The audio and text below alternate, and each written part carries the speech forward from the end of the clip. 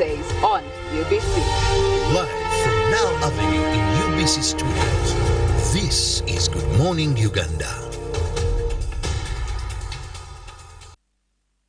When you talk about our motherland Uganda, the Pearl of Africa, you cannot fail to smile because of the smile that fills the faces of the citizens. Our nice good weather and nature that sustains us all, that enables us all to continue each in their own way, because we are all different even according to each individual's work. But what joins us to become one person is the sweetness from the flavored drink Alleluia Jingati drink and Alleluia Tamarind drink. The flavor that quenches your thirst while at the same time treating and healing your body because it is 100% natural. Enjoy the drink that has got the tamarind juice in it. Made by Alleluia Reflexology, Healthy Solutions and Nutritional Research Center Limited. Get yourself a bottle of Alleluia from all shops around.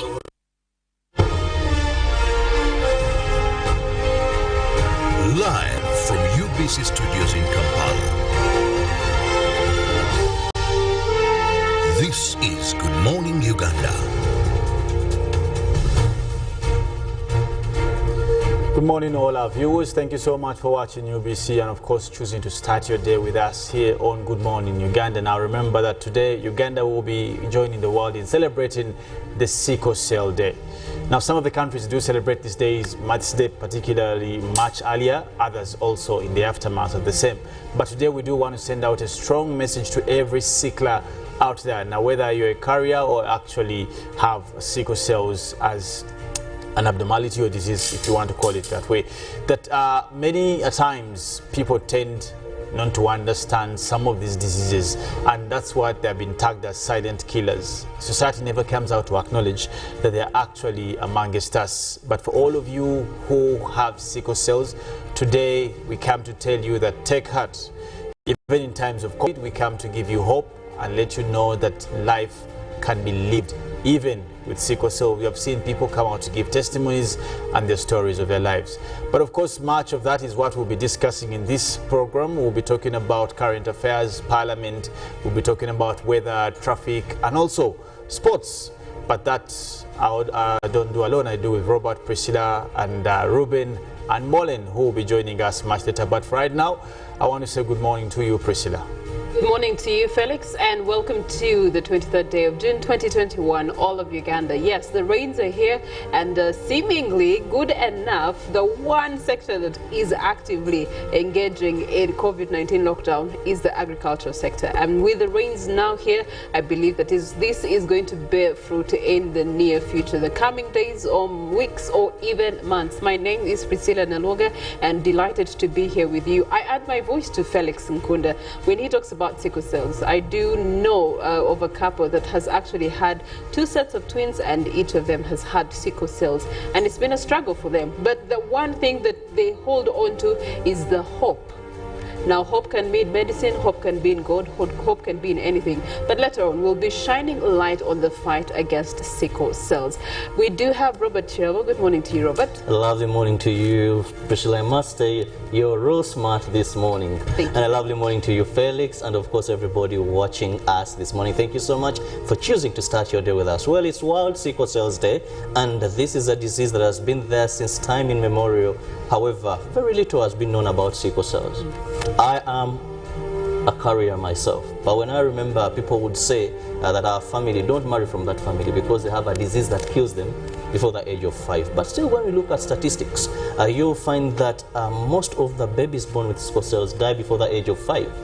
However, we still know that there are so many strides being made by government to ensure that people can access medication, and we fight this. We know it's a cold weather, and this is one of the hardest times for any sickler to be going through. But we encourage you, have hope, keep praying, take your medication, and there is so much that you can achieve and do if you follow the recommendations by the health workers.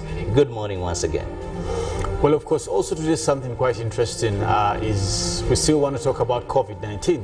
Not to forget that it is still claiming lives of Ugandans, and of course many people have been admitted, and you've seen the struggling medical or healthcare system in Uganda. We don't have enough beds, we don't have enough oxygen, we also don't have enough medical practitioners. So what's left for us to do? We should prevent the spread of COVID-19 by, of course, just doing the same drills. Avoid spaces that have a lot of people or congested spaces. Secondly, always have your mask on, and this will avoid you touching the most sensitive parts of your body, that is the mouth, your nose, your ears and your eyes. Now also sanitize when you can, or wash your hands frequently. But also, as we did give you the home remedies for some of you who feel or have the symptoms of COVID-19, but even before you get COVID, please make sure you boost your immunity by eating the right foods, taking lots of water. Let your body be hydrated. Please take lots of water. Your body can fight COVID if your body is ready and at least prepared for that. And today again we'll be giving you a couple of other ways you could, some of the things you can do at home, and that I think you can see on our screen. Very much of some of these things you can have at home in addition to you taking care of yourself. Now, speaking about taking care of yourself and naturality, let us also remind you not to forget to take Hallelujah ginger tea drink, Hallelujah tamarind drink. For some of you who know the uses, we have been talking about the uses of this drink time and again. It has regulated acidities. It does also increase on your body immunity. And for some of you who have sour throats, the ginger drink will do good for you. But away from all those, we will take you through what did trend yesterday in the news, and that is Robert and Priscilla will be giving you that. Later on, I'll be coming in with international stories. Yesterday, most of the vetted sworn-in ministers took office. Others were handing over office for yet other appointments, or also just thanking the Lord for the duty they gave to their nation. We begin with the Prime Minister, that is Prime Minister Robina Nabbanja, who vowed to prove wrong anyone who doubted her capacity through steering a united and focused cabinet. Nabbanja, who described the new cabinet as agenda sensitive, challenges ministers to regularly attend Parliament to ensure issues raised by the constituency representatives are responded to. She was speaking while officially receiving office from Prime Minister Emeritus Dr. Ruhakana Rugunda, who expressed confidence in his successor's capacity to deliver. The first woman to become Prime Minister of Uganda officially assumed office. Robina Nabbanja is the fourth to become the Prime Minister since Uganda returned to multi-party politics in 2005. She follows in the footsteps of the late Apollon Sibambi, Amama Mbabazi and Dr. Ruhakana Rugunda. She wants to see a united cabinet for effective service delivery. These comments came just shortly after taking over from Prime Minister Emeritus Dr. Ruhakana Rugunda. He expressed confidence in Nabbanja's capacity to deliver in her new docket. The National Unity Platform has formed Butambala County MP Mwanga Chivumbi as their sole candidate for the chairmanship of Buganda Parliamentary Caucus, with the biggest number of 98 MPs in the National Assembly, kicking out Mukono District Woman Representative Betty Namboze, who had walked out of the meeting held in the members' lounge in protest. Addressing the media shortly after his endorsement, the NUP MP Mwanga Chivumbi pledged to unite Buganda and issued a stance warning to government over land disputes in the region. Legislators on National Unity Platform Party spent the better half of Tuesday in the closed-door meeting Parliament, convincing three other members to step down in favor of Mwanga Chivumbi MP to Butambala County for Buganda Caucus Chair. Away from what is happening in Parliament, we now take a look at what was happening downtown yesterday, where city dwellers downtown Kampala are slowly adopting the presidential directive of combating the spread of COVID-19. Yesterday afternoon, there were a couple of running battles between the city dwellers, traders and the police. A handful of city dwellers were seen helpless and police on standby to disperse them in case any attempted to return to the streets. Unlike the previous day when the city dwellers were spread all over town, police engaging them in running battles to leave the streets and corridors. Yesterday the situation was different, with city dwellers having few people in the town. Earlier in the morning, Kampala city dwellers started entering the city in absence of police, and business was normally returning with few vendors parading their items for sale. Just minutes later, they were back to running battles with police, giving them no chance to display their merchandise in the streets to sell. However, after police thinking that it had done its work to disperse them, the vendors could return to display their merchandise for sale, taking advantage of the few police constables left behind to enforce the SOPs. Speaking of multipartyism, Uganda's oldest opposition, the Democratic Party, has appealed to the ruling NRM government to devise other practical means of delivering relief packages to the vulnerable Ugandans during the partial COVID-19 lockdown, other than using mobile money transfer systems that may not conform to the Know Your Customer principle. The Democratic Party proposal is premised on a government proposal delivered to Ugandans by the newly appointed Prime Minister, Robin Anabanja, that government through her office is considering delivering relief aid to vulnerable Ugandans during this partial COVID-19 lockdown through mobile money electronic transfer systems. To those with registered mobile phones and to those not registered, government will provide shopping vouchers. To the Democratic Party, the pledge, if not well anchored on practical means of sending at least 10,000 shillings daily to the vulnerable Ugandans, the entire concept may turn out to be a fallacy. Despite the concerns expressed by the Democratic Party, independent financial transaction advisors have also expressed worries that the move by government may lead to colossal misappropriation of taxpayers' money and a breach to Know Your Customer principle. The Know Your Customer principle helps prevent money laundering and protects clients against fraud. In many jurisdictions, banks and other financial institutions use it to ensure that the data provided by the client is protected as any other information constituting the secret of the bank or any financial institution.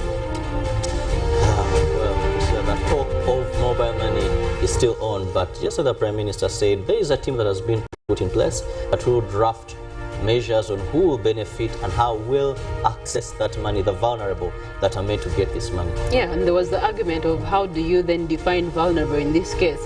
The vulnerable seems to be quite rich and they can still afford. If you have a phone and then you can have mobile money and then you have to have a less than 500,000 in transactions that you have held, that means you've still been having money and you've still been transacting. But this situation could have rendered you vulnerable. For example, someone be a taxi driver and there's been having transactions, sending, receiving, but now they're home. So if you're to look at what I've been receiving or sending, then at this time I'm more vulnerable. Yeah, so last evening somewhere else, there was a list that a former minister gave out of who the vulnerable could constitute, and one of the members on the list was prostitutes. Definitely, definitely. I would agree for that class because maybe they're also out of business. We usually refer to them as ladies of the night, and now curfew begins at 7. So the ladies of the night have nowhere they can work from. So it is a vulnerable group, I would say, as of now. Okay, Felix Nkunda. Well, ladies of the night is for Robert, and for me, I'll go into international stories, indeed, and I'll be looking at... Now, the U.S. seizes 3 dozen websites used in Iranian disinformation there. Now, the U.S. has taken down dozens of Iranian news websites, which it has accused of spreading misinformation. Many sites were offline on Tuesday, with a list and notices explaining they have been seized by the U.S. alongside seals of the FBI and Department of Commerce. Now, they include Iranian state-owned press TV, Al Sarima TV, run by Iranian-backed Multi movement. It has come amid a heightened tension between U.S. and Iran over reinstallation of nuclear deals. Now, the U.S. Department of Justice say the U.S. had this is 33 websites run by the Iranian Islamic Radio and Television Union, and another 3 run by the Iran-backed Hezbollah militia. Router News Agency also reported about the same. Now, still looking at U.S. heartbreaking condition in the U.S. migrant child camp there at the U.S. Border Detention Center in Texan Desert. Migrant children have been living in alarming conditions where disease is rampant, but also food can be dangerous, and there are reports of sexual abuse in an investigation carried out by BBC. It also found through the interview with staff and children that in recent months, the U.S. has seen massive rise in migrants, asylum seekers from the Central America, violence and natural disaster, and pandemic-related economic strifes have also been one of the causes of such a big number of these asylum seekers.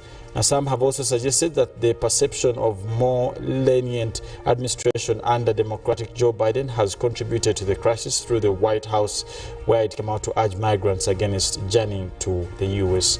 border. Now, the tented camp in the Fort Bliss military base in El Paso, Texas, is also a temporary home for at least over 2,000 teenagers who are coming from various countries that share borders with the U.S.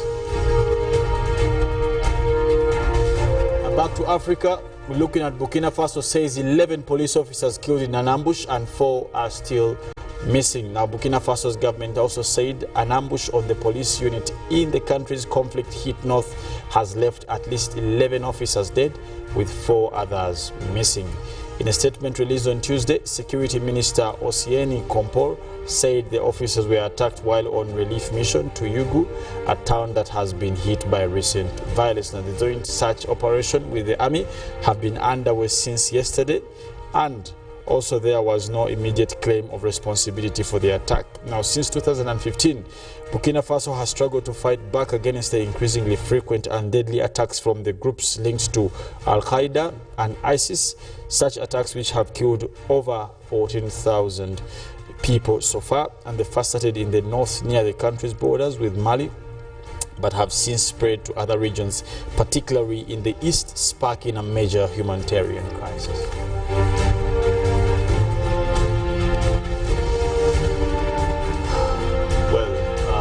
As countries are grappling with COVID-19, you can imagine, amidst all this, some countries are torn into war. Now, that is something we don't take for granted. Every day we want to thank the Lord and also the people He has used to keep such a country peaceful. You can imagine Uganda with COVID cases if we are also still struggling with war somewhere else at the border of this country. So we do thank you so much, God, but also the people who endeavor every day, men in uniform, to make sure these borders are safe for our children, for ourselves, and of course, for those that will come after us. Now we'll take a break, have a song for the day. But when we come back, Robert, I, and Priscilla will be taking on an activity in Parliament that is conclusively regional engulfment. Please stick with us, don't go away.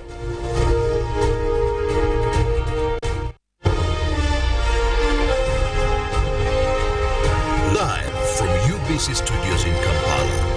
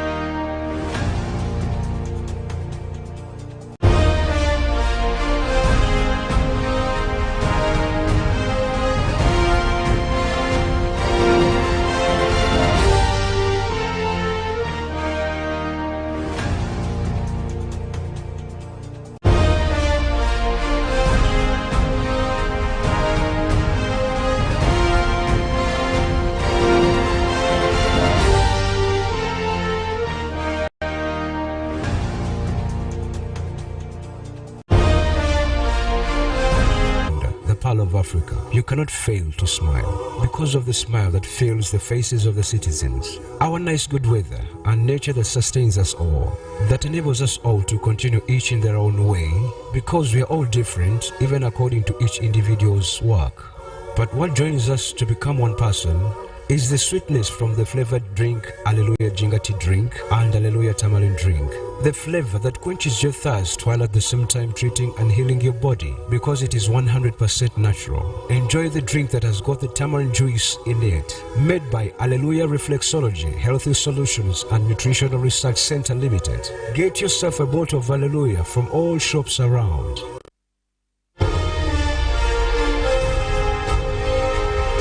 Live from UBC Studios in Kampala. This is Good Morning Uganda.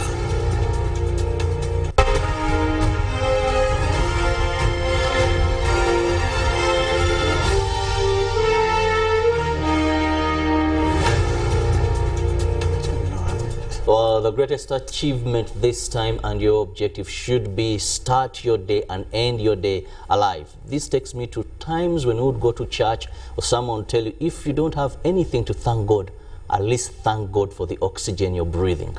At such a moment, maybe never carried a lot of water, but at this time now, where oxygen has become one of the most expensive commodities to come across in case you end up contracting COVID-19. Thank God for the fact that you're alive and the oxygen you're breathing, and please perfect the soaps so that you not reach a time when you have to pay for the oxygen. It is a usual time where we look at a story that is of national concern, and today we want to look at these regional parliamentary caucuses.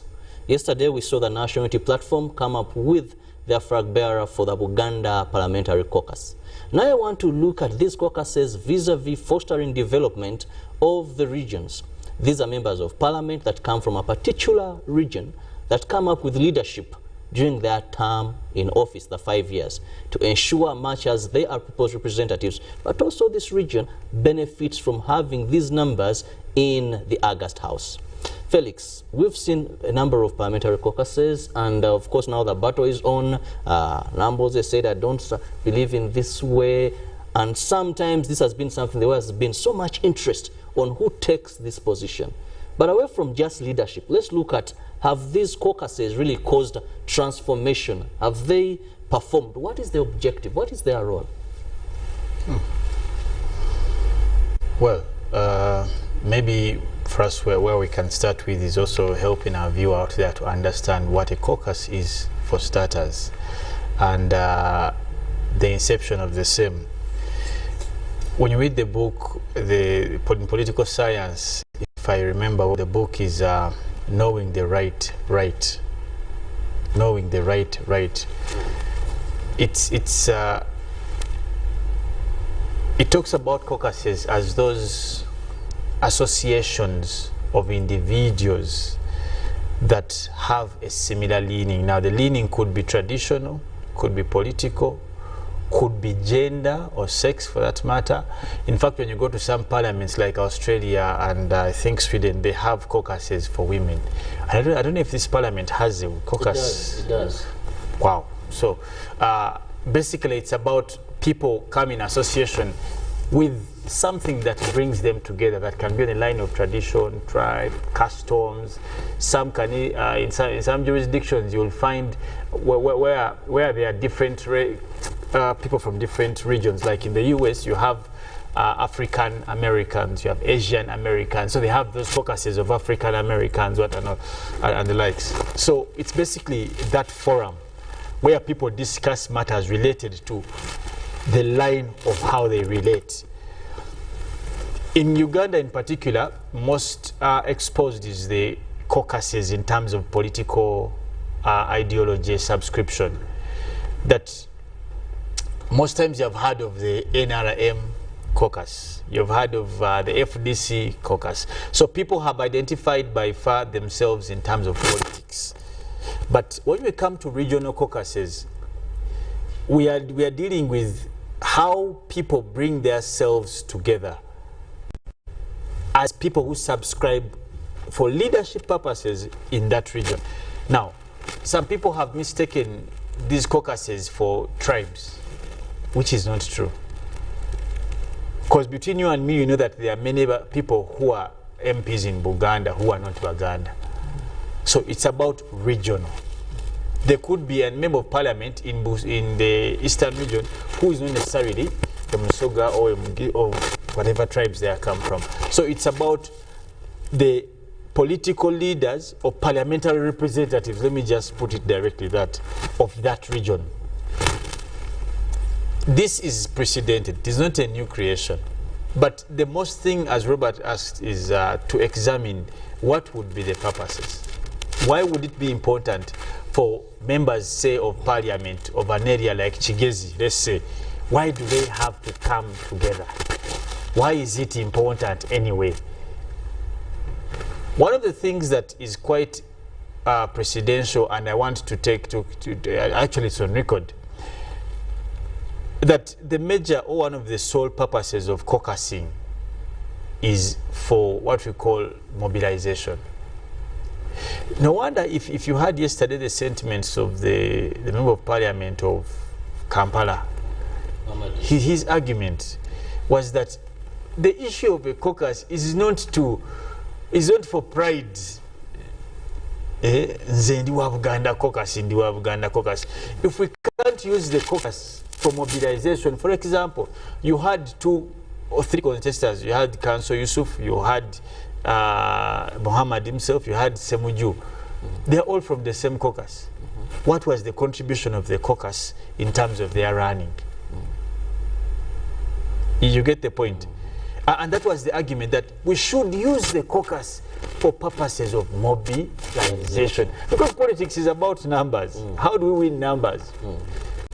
For example, it is on record that Buganda has time and again, and I may quote the Katikiro senior Peter Mayiga. He has come out to say that we have had issues with the central government in terms of the debts. The debt is overwhelmingly growing because it is assumably over 200 billions. And time and again, no one is pushing this. Now, this is, when you have a caucus of Uganda and these matters are not addressed in that caucus, it ceases to be, because it is identified in that format. So it must be, there's no way you can say, in a Buganda caucus, because you have decided to associate in a forum for the purpose of Uganda. Now, that kind of caucusing is limited. It is segregative in a good way or in a bad way, depending on how you see it. You cannot find the Uganda caucus discussing the poor terrain in Chigezi. It would be obnoxious. I don't know if you can't find the Uganda caucus discussing the teenage pregnancy in Busoga region. So, what caucuses in terms of region is basically that people, in particular members of parliament, they agree to form a forum where they discuss aside, by the way, not as a parliamentary duty, by the way. Because that doesn't it is not part of their duty. Yes. Yes. Now, exactly. It is just simply persuasive that we can come and agree, purpose of mobilization, that we shall support Honorable Kirabo. He's going to bring actually purposes of lobbying, that if like the previous 20 quarter call bill, the article 102, if you want to lobby well, you use those caucuses.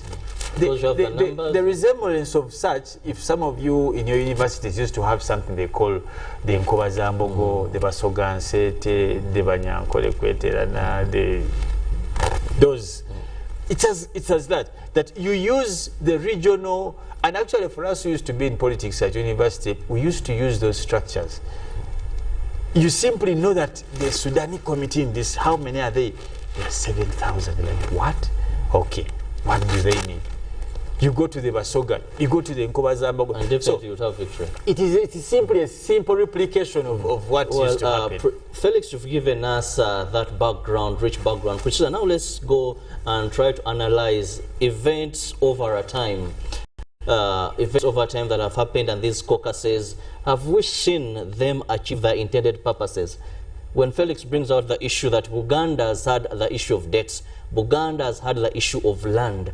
Have we seen, taking Buganda caucus, which is one of the, I think, most vocal, most strong caucus Actually, in it's not, Robert. Buganda? It's not.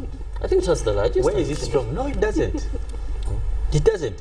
Yeah, and this was the argument one time, again, by Muhammad Nsele. You'll excuse me for coming in, but he said, let me give you an example. And these are things they fear to discuss. Kampala, a city, has how many women members of parliament? Kampala city. Yes. So we have one woman representative for Kampala. How many divisions do they? 5 divisions. That's what I'm saying. Yes. Now, when you go to the east, I think every 2,000 people have a woman member of parliament. If you've noticed. Now, in Kampala you have 1. When you go to places like, look at the population, because the issue is about the population and terms of representation. You go to Wachiso, let's say, Busiro East, Busiro South. Look at how big the constituency is, the representation. So, in terms of numbers, it may be even among the smallest, because up till today they're coming just close to 60. Because when you look at Out of a total of 500. those in NUP for this 11th parliament, you have 57 NUP and about 55 may come from this region, from Uganda. That is for NUP. Now when you look at the NRM, then Democratic Party, you still see it could have a big portion of that. And However, you see, anyway, but I know for a fact that when you go to Kigezi, you go to the northern region. At least they've been able to make quite good substance, and that's maybe something I'll so, Priscilla, what is your analysis of these caucuses? Well, I feel like Felix has tackled pretty much it. But for me, we have to first look at who the people that constitute of these caucuses. These are legislators in government, parliament, political positions. And we get to see these political leaders that are initially members of parliament, and as members of parliament they have a duty, and with or without caucuses they have a duty to their regions where they come from, to their districts where they come from, to Uganda as a whole, to cause development, socio-economical and infrastructure, among others. Now when they come and form these smaller units to focus on particular matters, given the fact that we're looking at regional caucuses, the impact of regional caucuses would be that people who affiliate themselves to regions would come together to, first of all, understand what are the struggles in their regions, what are the challenges for their regions, and what are the solutions for their regions. So that when they go to the wholesome picture, which would be parliament, in discussion of, let's say, infrastructure, the people that are concerned with the eastern region would have to point out exactly the infrastructure challenges for parliament to understand and heed, perhaps to consideration of giving them a solution in terms of improving infrastructure in the eastern region, which would be the same for other regions, depending on the various challenges for the different regions. So when you bring it down to, I feel like they have instead become matters of ego-centric.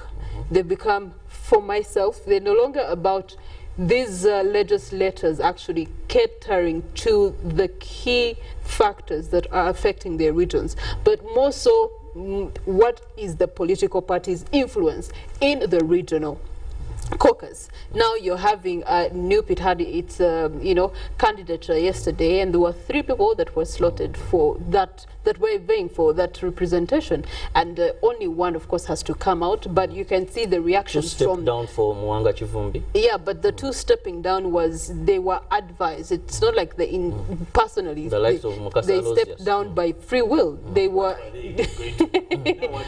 but the one that they've chosen, what is he going to do?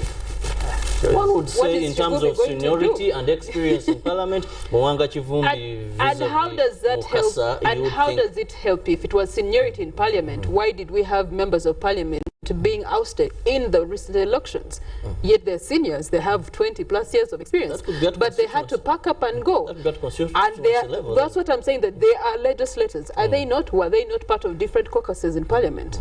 But what why were they want these caucuses to do? Let's first begin by understanding, because it seems many a times we've seen them as advocating for royalty, who is more loyal, what does sometimes their regional leadership in terms of culture or traditional leadership, what they want best. But what do we want them to do? Robert, let me just ask one question. What can they do? Instead of wanting, what can they do? I believe numbers have power. Felix, numbers have power. Even when they do what they want to do, what power do they have when it comes to the general pool, the bigger pool? They do have power. This is my I want to relate to this thing, and for us to understand it, I want to look at it as those regional bodies we used to have at university.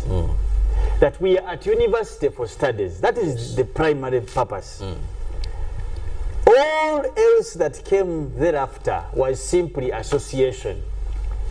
That tukunganidewa ngabanyoro. Just for that. The only things you would do, were outside education. You may discuss criminology, penology, because not all of you would be lawyers.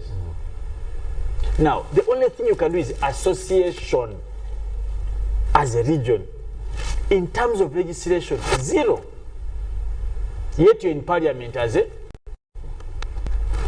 legislator. So, what can they do? In as much as you're asking what can they do? The only thing they can do is simply execute work of goodwill. And that's from them.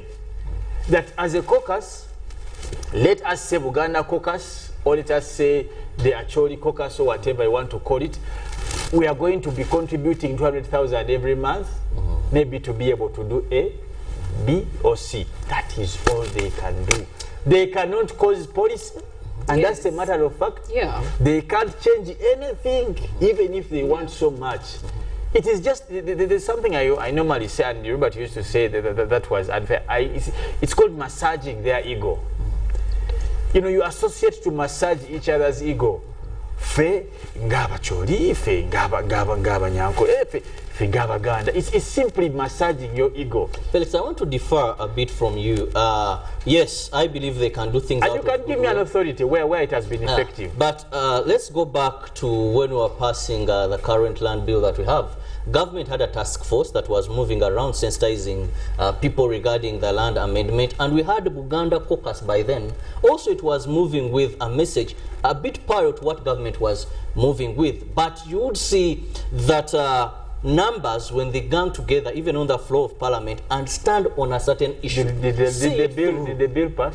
It didn't, but what I'm saying is, I believe the caucuses, if well organized, you know, when passing bills, there's when you go to consultations. And do you know why it's not possible? The stand of these the Uganda caucus has NUP, it has NRM, it has FDC, it has DP. The party has a position, for example. It has a bigger position and a more influential position. That's what I'm saying. That one tukungananga bwana bwambata. But when we go back to the jungle, there's a riot. There's a riot. For what Robert is referring to, you know, the land conversation, of course you would understand that the Uganda caucus had to come out. They are the biggest, more or less, shareholders in terms of land. They have, it is their pride as Uganda that they have to fight and protect their Mailo land. And it was obvious that they must have had to be vocal and do parallel to what government was doing at that time to ensure that the people of Uganda are equally informative and aware and adhesive to whatever it is that was being pushed at that time. That was their duty. But what did that have to influence in terms of them being parliamentarians, being legislators? It had nothing to do with it, because at the end of the day, the numbers you're talking about are political numbers. That is where the major line is drawn in terms of policy making, which is one of their general duties. Even when they're electing you, you don't actually pull out your cards of I'm going to be in this caucus, because there's some people, I may be a Muganda, but I may not like Baganda. But then I'm in the Buganda region and I want to vote for you. You pull out that card, that means less vote, -1. You get? Okay. So these are aftermaths of politicking. But do they add value to the policy making? Do they add value to the Ugandan and what they have to so can they cause regional transformation into of service these? Delivery? Okay, no. so if you look at maybe legislation and policy level, they may not do much. But what about causing a development that may, for example... Okay, what do you want them to do?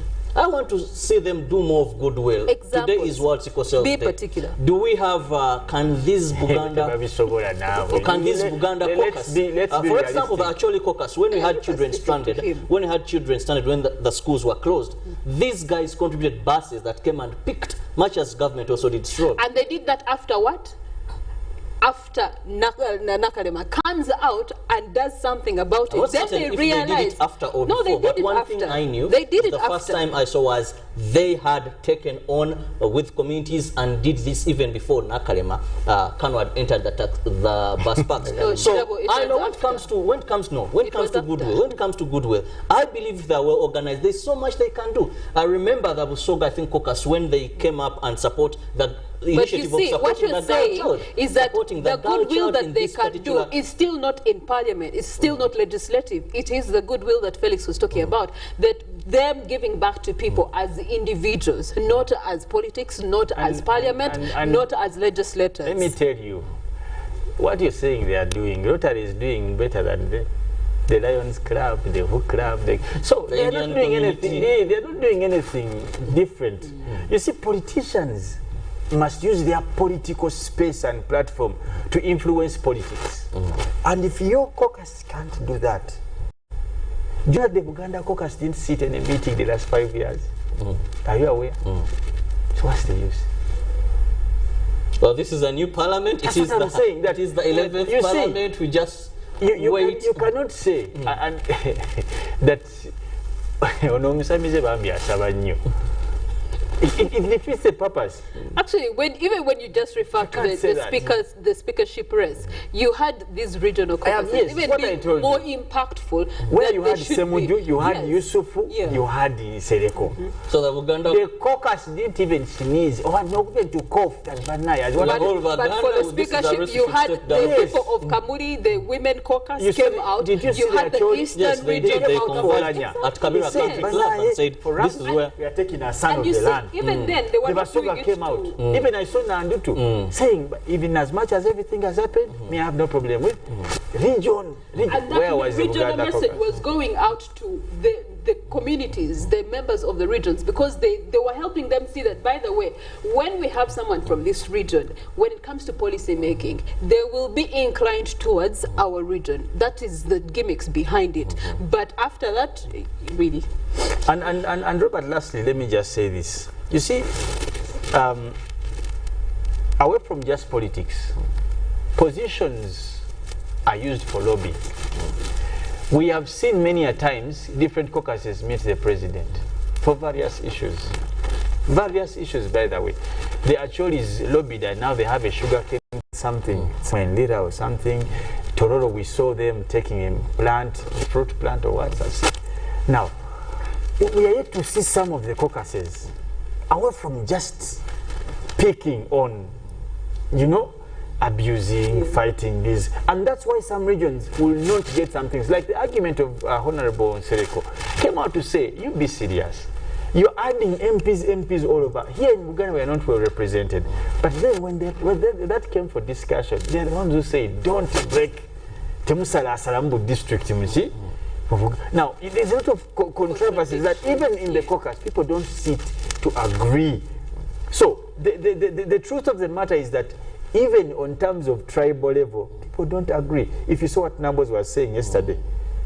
However, the other caucuses are also doing some good work. There was sports, for example, would be the best example. Even with the budgeting giving sports give about 18 billion. Of course, football takes the lion's share of about 10 billion.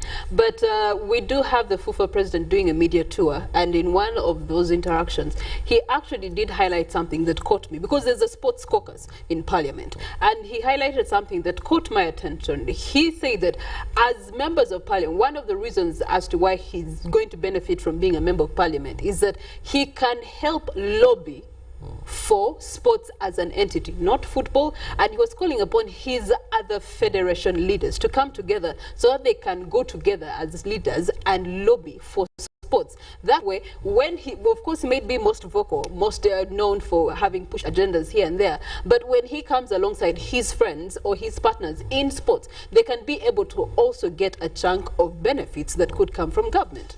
Well, it is the 11th Parliament, and today we expect them, for those coming from Buganda region, Central Region, to come up with the leader and a committee of the Buganda caucus.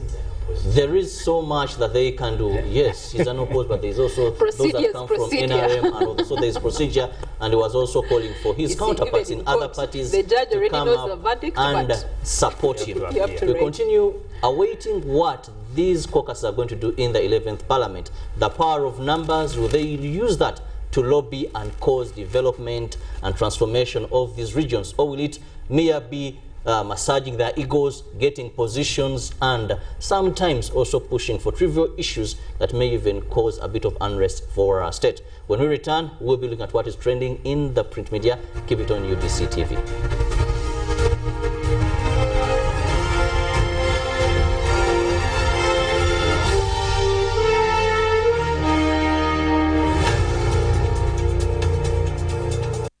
Therefore, understanding this model.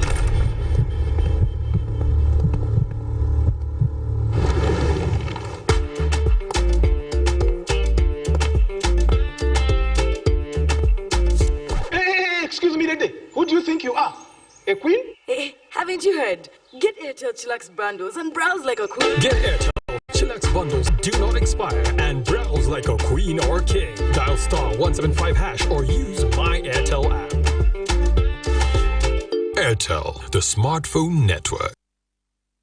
When you talk about our motherland Uganda, the Pearl of Africa, you cannot fail to smile because of the smile that fills the faces of the citizens. Our nice good weather and nature that sustains us all, that enables us all to continue each in their own way, because we are all different even according to each individual's work. But what joins us to become one person is the sweetness from the flavored drink Alleluia Jingati drink and Alleluia Tamarind drink. The flavor that quenches your thirst while at the same time treating and healing your body, because it is 100% natural. Enjoy the drink that has got the tamarind juice in it. Made by Alleluia Reflexology, Healthy Solutions and Nutritional Research Center Limited. Get yourself a bottle of Alleluia from all shops around.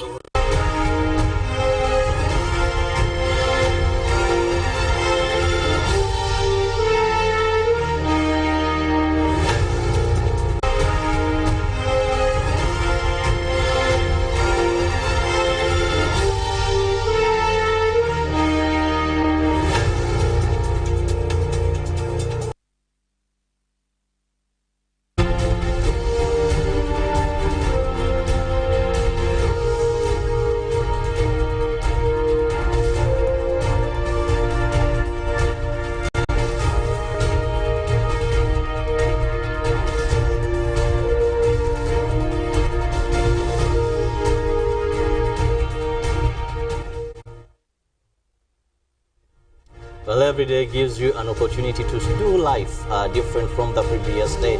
But what matters most is your thinking and your viewing and your perception of life. So today, begin with a positive mindset, and I guarantee you victory will be your way. We'll be looking at, of course, what is trending in the print media this morning, and we have the Daily Monitor and the Daily Nation with us. We're looking at some of the stories in the Daily Monitor. We look at COVID-19, 200 MPs test positive.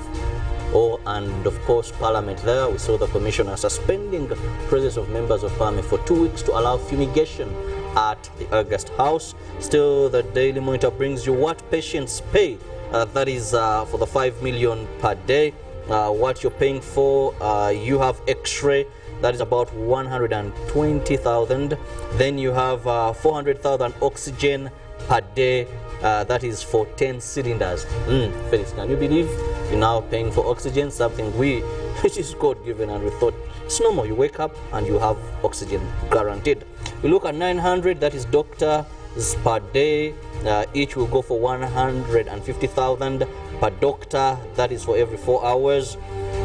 And still looking at what you're paying for, you nurses, that is 200,000. Those are nurses assigned, that is to the patient. 200,000 still, that is 4 paramedics, that is in the ICU staff, and 350,000 per day, that is medicine, that is a minimum. So please, it is all about staying safe. I've never seen a disease that is as expensive as COVID-19. But of course, some members of parliament also come out and saying something must be done. Still, the Daily Monitor brings you taxi drivers, border riders to get government money. Some are wondering who are the vulnerables. Now it is taxi drivers and borders will get the money. Then Magogo linked to dubious Uganda Cup broadcast deal. Okay, that is the current chairman leading the football or soccer in this country. Felix, what do you have in the Daily Nation? Now, of course, we're looking at the paper of East Africa, and we'll be looking at MPs block tax on bread and border. That is, legislators also refused to give, that is CS power, to set VAT without approval of the House. That was in Kenya. Now, we're looking at also Uhuru's big fight back in Ruto's turf. There also, but also the state hand in civil servants, teachers union elections, and big fish using the courts to delay justice, says Haji. Also there, still in the same paper, Osted Tea Agency officials Sumunya in Methyanji, and devolutions there, Kivutha and Mutua line up for Ambias projects that will be passed this year. Basically, that's what's trending in the Daily Nation. But also we'll give you, again, the homemade remedies. Again, in times of like this, we thought it fit that every day we share with you some of these home-based care for COVID-19. And for those people who are 18 years and above, please, when you feel the symptoms of COVID-19, endeavor that you take yourself through this drill. The first one is, if any person has a fever that is above 37.5, give paracetamol, that is in 1 gram, 3 times a day, 8 hours for 3 days.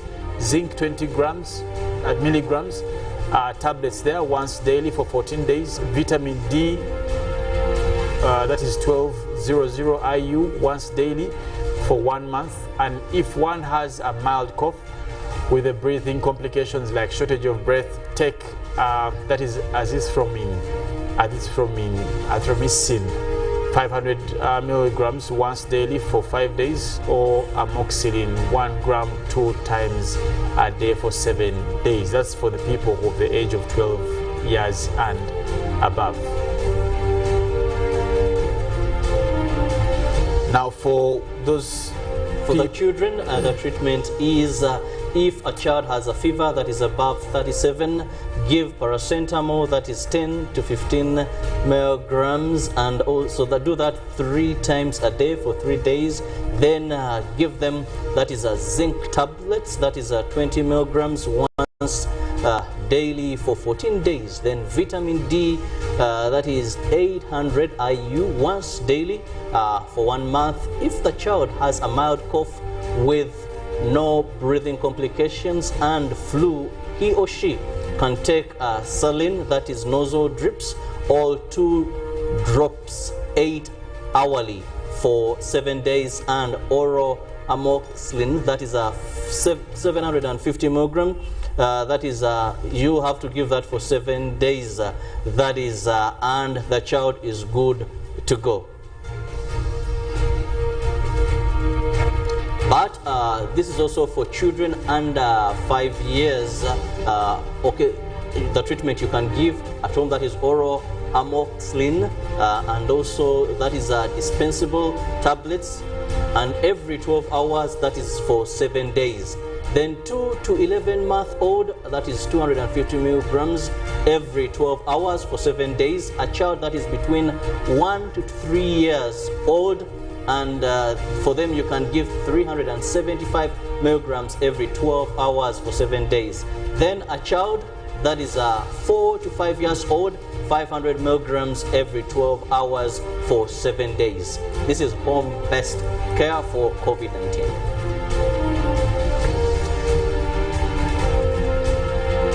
Well, of course, also homemade remedies. Now, warm tea made from honey, garlic, ginger, at least 2 times a day. Fresh citrus, fruit juice, lemon, orange, tangerine, passion fruit, etc.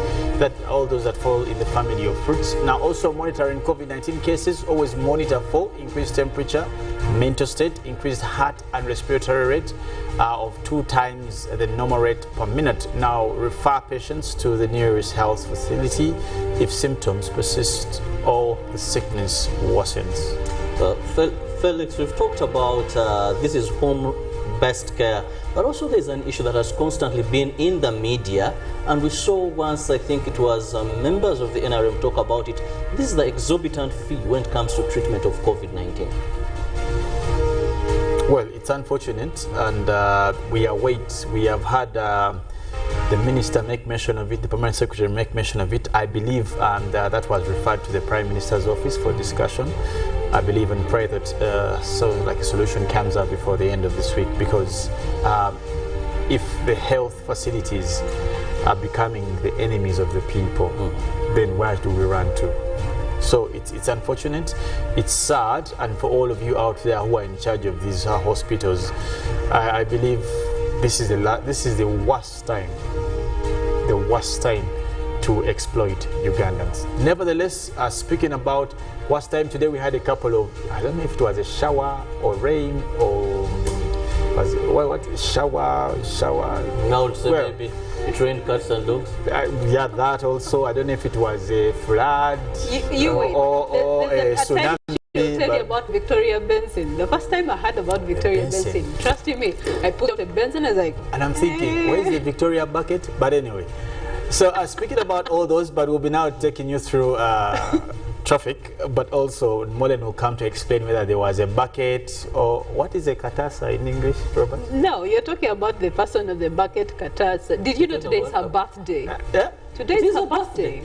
Oh, it is Molen's birthday? Yeah. I need to get some water, but this time I'll apply. In a bucket. I'll entirely sanitize Molen. So once she comes closer to me, the best gift I have this time is fight COVID-19 all over. So I'm challenging you to give her birthday wishes right now. Oh yeah, happy birthday, Molen.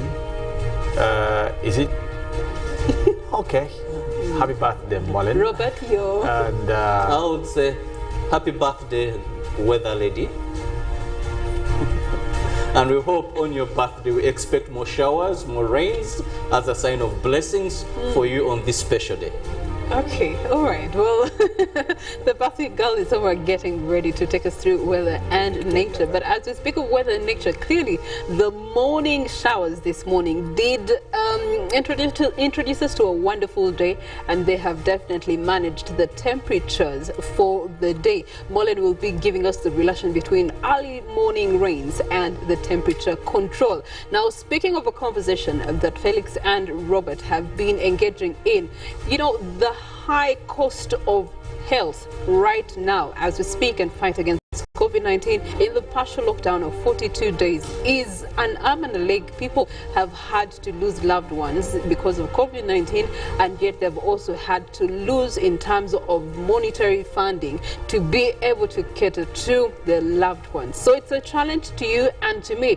But to the government of Uganda, they still continue to give you free attention in terms of Medicare, and you do have hospitals that are having free Medicare for COVID-19. Referral hospitals that are government aided are giving free care for COVID-19, free medication for COVID-19, free consultation for COVID-19. They're giving you free beds for COVID-19. They're giving you free oxygen for COVID-19. So given what has appeared in the tabloids today, you don't actually have to pay for oxygen when you are in a government aided Medicare place. Now, one of those majorly is Mulago Hospital, where we're going to be picking up traffic and checking what the traffic is looking like.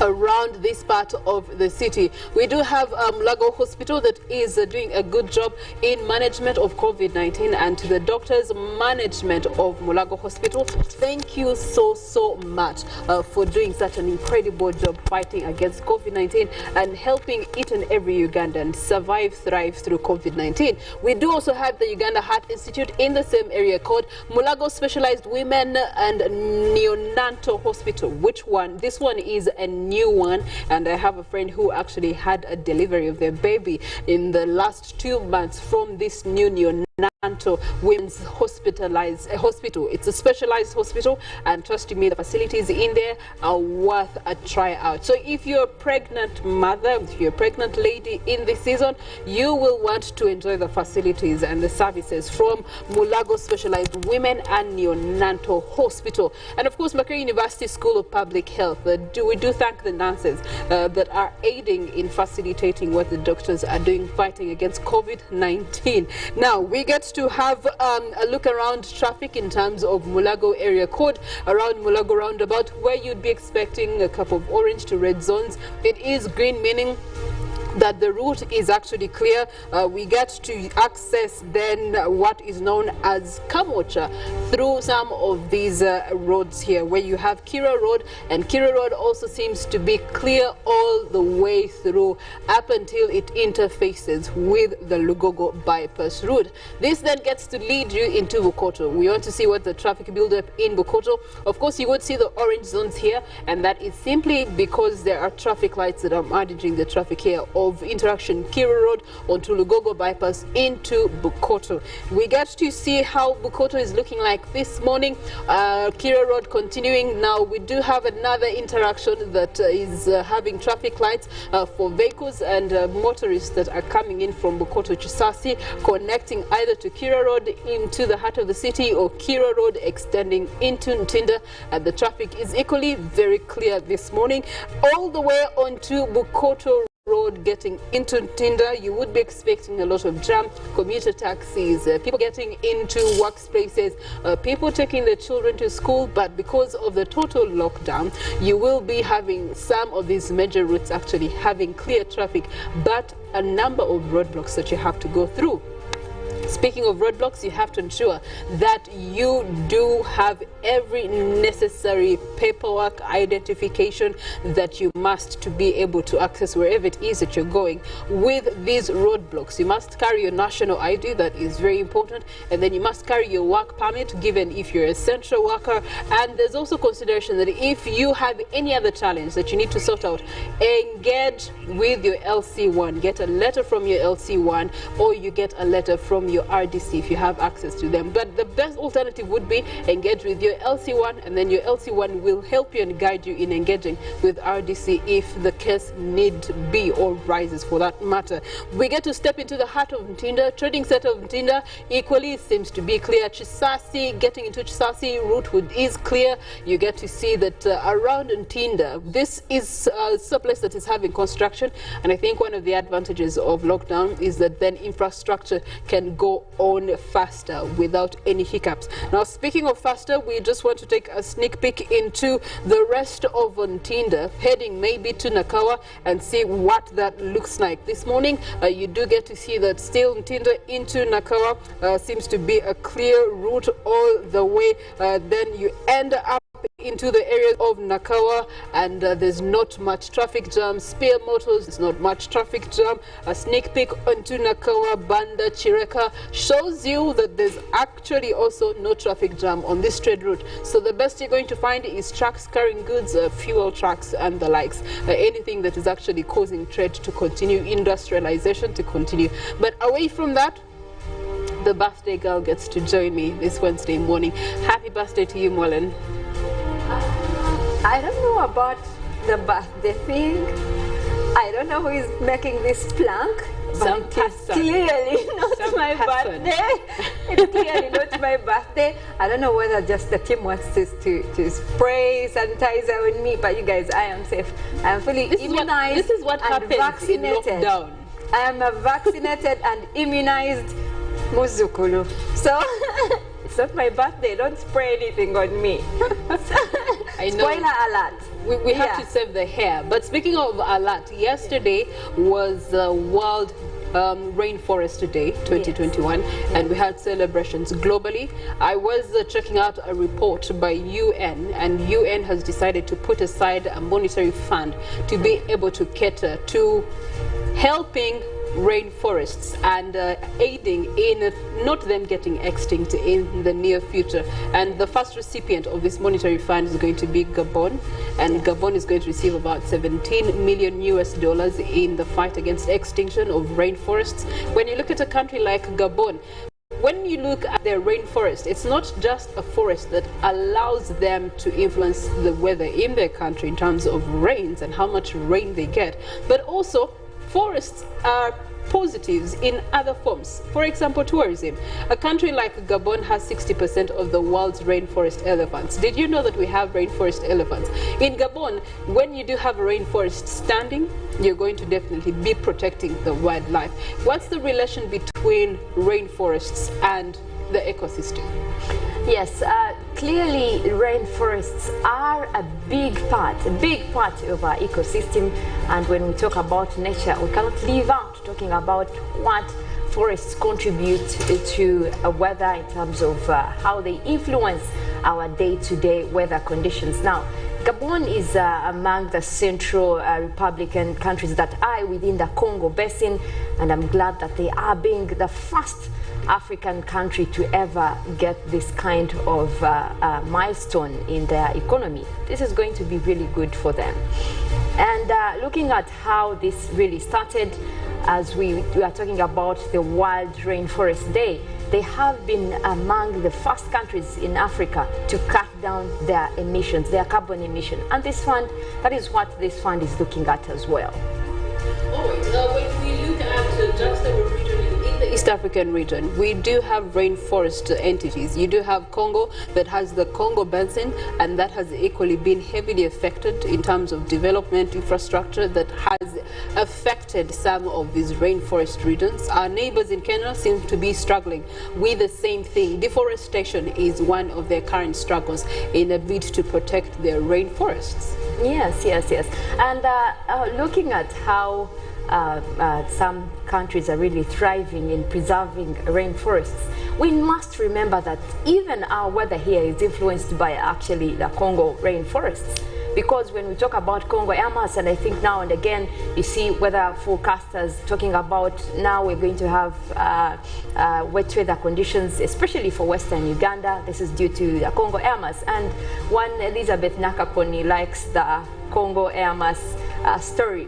So this has been a place that really influences even the weather here in Uganda, including Tanzania and also into Kenya. So this is a clear message that shows us that we need to preserve these forests, just like in Central African Republic, what they're doing right now.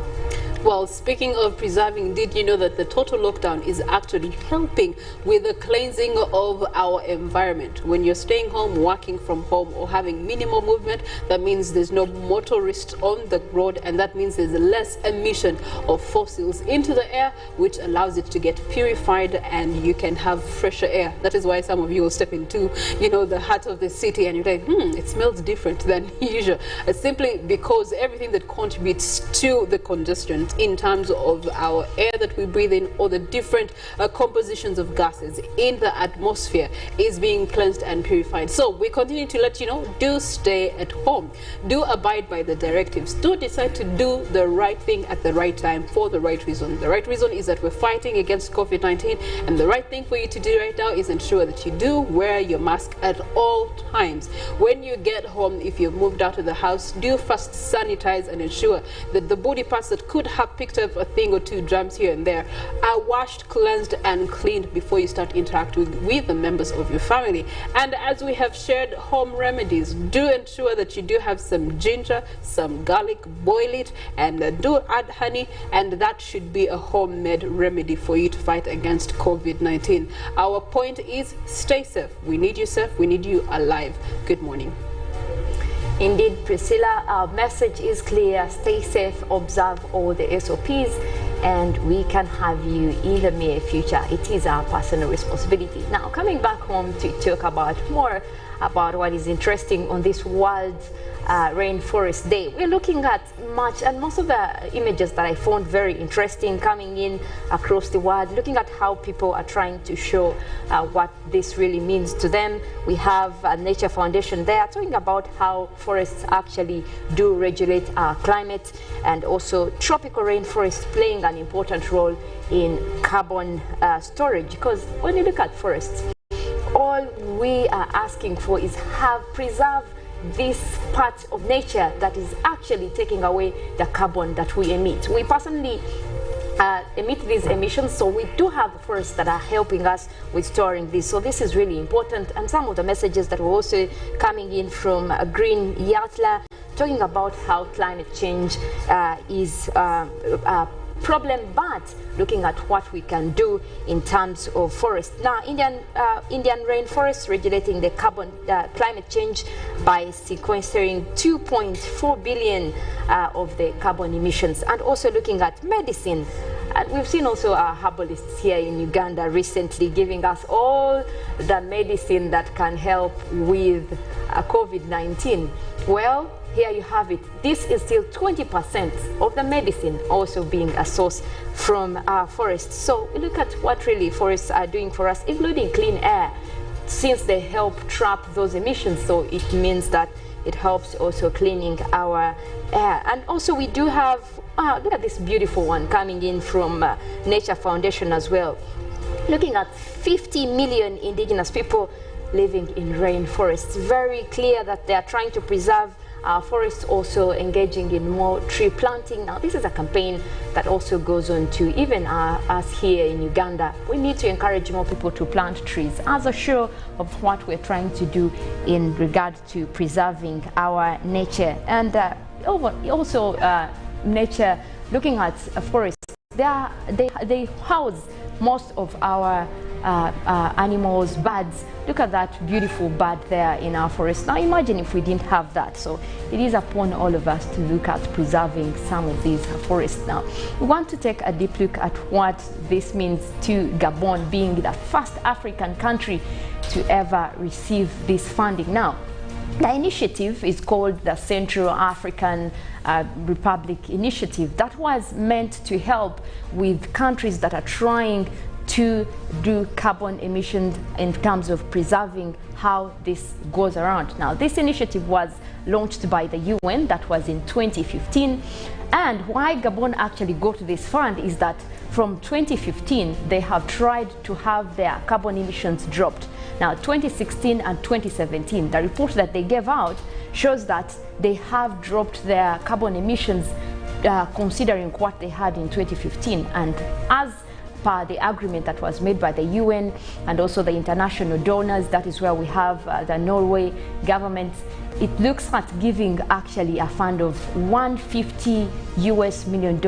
That means that as looking at their economy, because they base on what they also spend on their economy. Now the $17 million that they have gotten is just part of the $150 million that they're also going to be getting in the coming years, as long as they continue looking at preserving their forests, as long as they continue looking at a way of dropping these carbon emissions. Now, Gabon is a small country, but also it is looking at by 2025 having dropped the carbon emissions to halfway. Now, this is a very ambitious goal for them, but I know they will reach it, being the fact that within 2 years they were actually able to drop their carbon emissions. Now, international countries come in because they look at a country that is 90% of Gabon is actually covered by these rainforests. Now, a country like that is actually storing more carbon than it actually emits. So looking at some of these international countries that do pollute more or have more emissions, that fund going to countries like Gabon that are storing more carbon than they emit is actually a very good thing. Now, coming back here, and I want to look at East Africa as a region. We could also preserve our forests like that and benefit from some of this funding. But our problem is we look at the small money that is coming from the donors, and then we give part of our forests to them to do just simple projects, in turn harming our forests, harming nature. But look at the bigger picture here. You do preserve the environment, you keep the trees, but somehow find a way to grow your economy. Now also that funding that goes to, for example, what Gabon has received is meant to help them with their economic growth, because they have chosen to actually not harm the forests, but instead go on with other parts of the economy that can help within that kind of gap that the forests leave. So we should borrow a leaf there and also try to preserve our forests back home. We want to look at, speaking of back home, we want to look at what is over our skies today, coming in from our satellites. We did start off with that heavy shower from Lake Victoria. It moved in through across Kampala as well, and we also had parts of Jinja. Now most of these rains started from Jinja going up to Kampala. A very heavy cloud that was there, and also extending up to eastern part of Lake Victoria. That is where we have Tororo as well. So this is the rainy system that was causing all the chaos early morning. Now most people who actually got up by 6 or 7 didn't find much of those rains, but the early birds, me inclusive, we did find a hard time with this rain. We do have that system as well that started across midwestern Uganda and is extending up to parts of Fort Portal, and even now we do have that system still extending, and that will be bringing us rains, especially for midwestern Uganda. And Toroko is here as well, Hoima, that will continue across Masindi. So as we speak, this system has already cleared for much of Kampala, also for Jinja, and right now it's just intervals of sunny and cloudy conditions, just a few rains that are still lingering around, but that is only over a few places. Now other parts of the country, we do have northwestern Uganda. We're seeing this part of Arua also having some effects from the rain system that started this side of Congo, but that will be only bringing us cloudy conditions for now. But we do expect more rains to develop as this system heads its way here, and it will be increasing, bringing us rains over there. Also the cloudy system across northern Uganda, but that is also only bringing us clouds over that area. Quite some cold weather as well.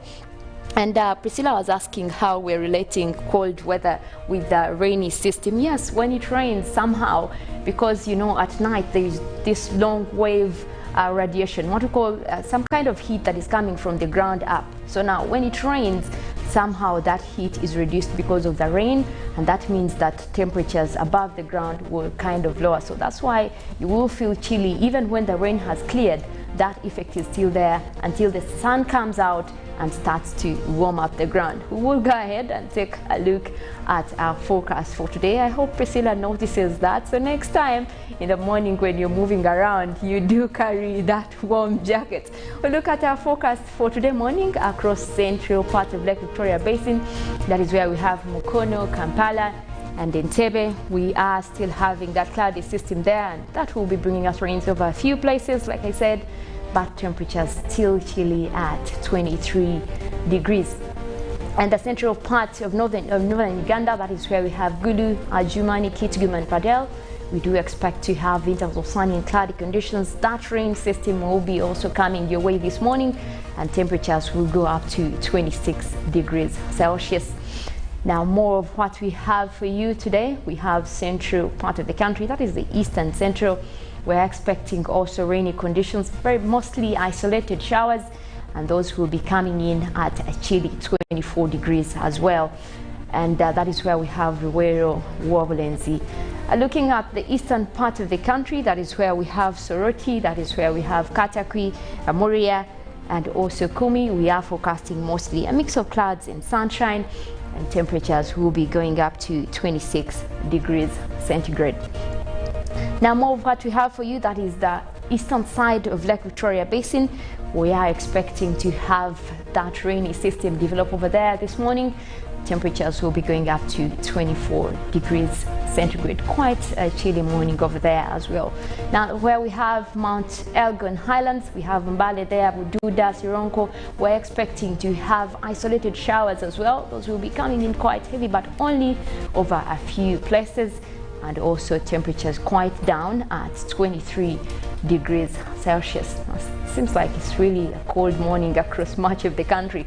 Well, southwestern Uganda, that is where we have Mbarara, Ibanda, Bushenyi and Rubilizi. We do expect those rains to develop as well as that system moves in from Congo. We do expect that to be at 24 degrees Celsius.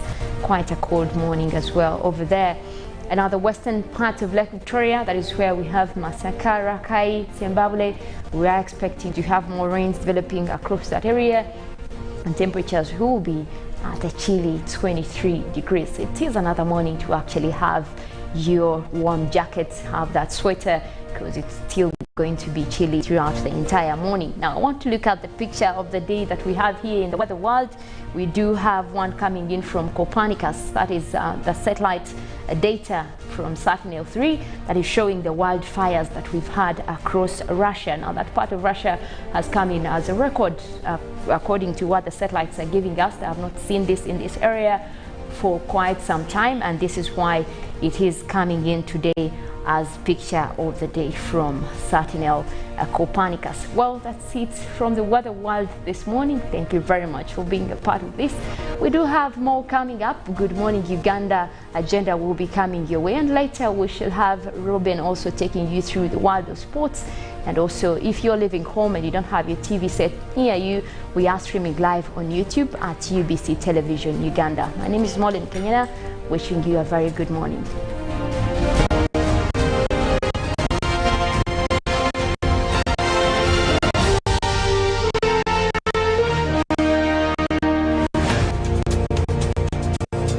Of the day on UBC, brute, authentically symbolic and info. We should work so hard to evacuate this power.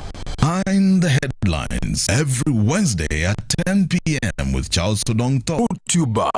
We've cut and reduced our MTN Momo withdrawal rates. Now our mobile money at the lowest rates. You also get MTN Central Points when you deposit and withdraw MTN mobile money. Visit our Momo agents countrywide and withdraw mobile money at our reduced rates from 1st May 2021. Everywhere you go. MTN.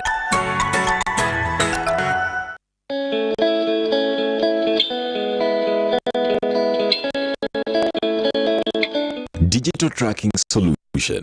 The Digital Tracking Solution (DS) is used by both local manufacturers and importers of products specified in a gazetted notice. It is compulsory for these taxpayers to apply. Uganda Revenue Authority, developing Uganda. Therefore, understanding this model.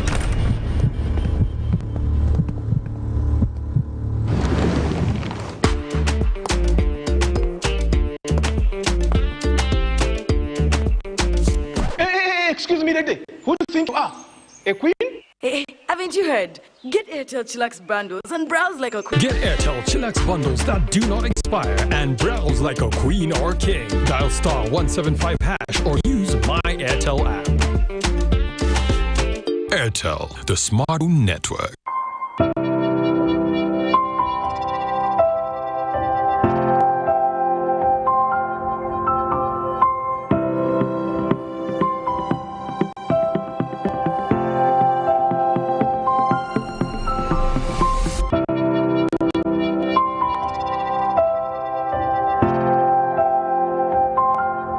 Echa COVID-19 chija kugwa. If we get vaccinated now, observe social distancing, wear masks properly, sanitize or wash our hands with soap and water regularly. Together we can defeat this enemy.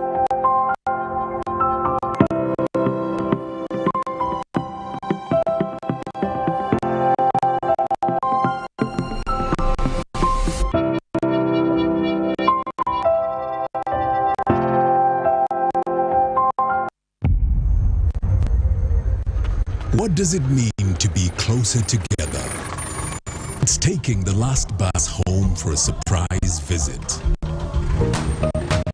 Closer together is strangers finding a connection.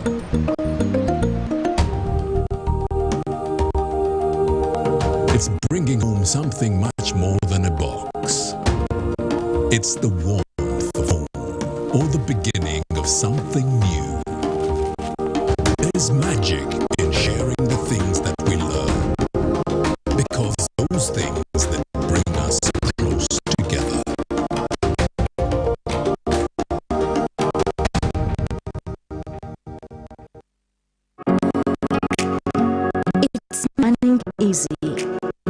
The strides made in our field could not be possible without it. And now we can watch our favorite show. My radio is my best friend. UCC provides an enabling regulatory environment, guidance for healthy competition.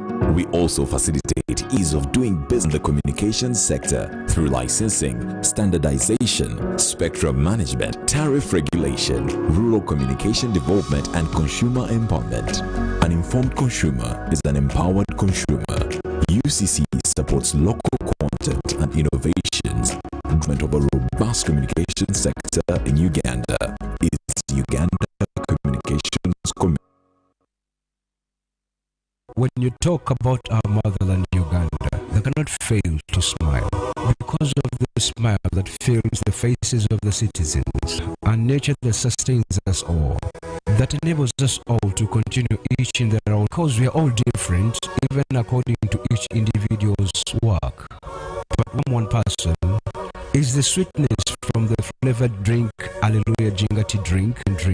The flavor that quenches your thirst while at the same time treating and healing you is 100% natural. Enjoy the drink that has got the tamarind juice in it. Alleluia Reflexology, Healthy Solutions and Nutritional Research Center Limited. Get yourself a bottle of Alleluia from all shops around. Do business Airtel as a retailer. Register today as an authorized Airtel SIM selling retailer of charge. Or call 0800 327 327 toll free. Specific business documents will be required for verification by the Airtel team, still free of charge. Feedback will be communicated of 3 working days. Inquiries, applications, and registrations and verification are all. For more information, call 0800 327 327 toll free. Airphone Network.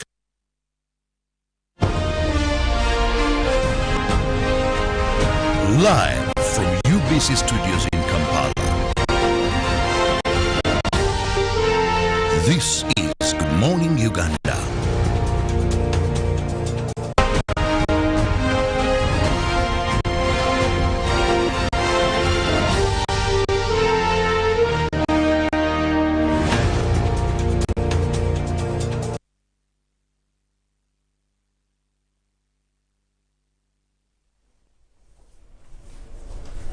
Welcome back from the traffic updates and the weather, and it's now time we look at our GMU agenda, where we usually look at an issue of national concern. Today we are venturing into the field of health as we celebrate World Sickle Cell Day or World Anemia Day. This is sickle cell anemia. This is one of the diseases that has been around for a very long time, but unfortunately not so much has been known. Some have been referring to it maybe as a spiritual attack, some as maybe a curse, and there's so much information that needs to be known, actually, that has not reached the people. However, government has tried to come up with some strides to popularize this. Even we've seen some cultural institutions, the Uganda had a run for sickle cells, but we are here to throw more light on this disease. That actually, first and foremost, one would want to know what is sickle cell disease when we talk about sickle cells. Who is a carrier and who is a sickler? In brief, a definition: sickle cells. This is a disease. It is inherited, a group of disorder of the red blood cells that controls that later causes pain because of failure for the red blood cells to work properly on oxygen. But I'm not doing this alone. I'm with my colleague Felix Nkunda, with whom we are going to be discussing this, and later we expect also to be joined by a parent, a person who has had a child with sickle cells, to give us their experience, what they went through, and later had to do a bone marrow transplant. That is Dr. Ivan Mukisa, who will be joining us via Zoom in this conversation. Felix. Okay, let's first also greet Dr. Ivan. A lovely morning to you. Okay, well, thank you so much for joining us in this topic, that is sickle cells, which we are going to be discussing. First, to begin with, we know you're a parent who has had Okay, we'll be getting back to you, Doctor. Please with us. Felix, when we talk about sickle cells, anemia or sickle cells disease, when did you first hear of this?